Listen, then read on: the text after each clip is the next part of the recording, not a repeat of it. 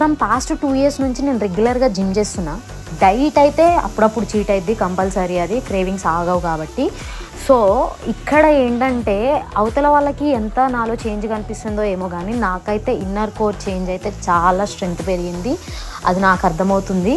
కాకపోతే చూసే వాళ్ళకి 2 years నుంచి చేస్తున్న అంత పెద్ద చేంజ్ ఏం లేదు అని అనిపించవచ్చు.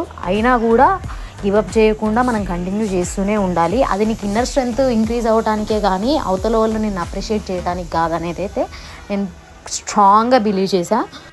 ప్రజెంట్ అందరికీ mental tensions different kind of stress ఉండొచ్చు, కానీ నాకైతే ప్రజెంట్ ఉన్న టైంలో జిమ్ ఒకటే నా స్ట్రెస్ బస్టర్ అయిపోయింది కంప్లీట్గా. జిమ్ చేయకపోతే ఆ రోజు ఏదో వెల్తీగా ఉండిపోతుంది.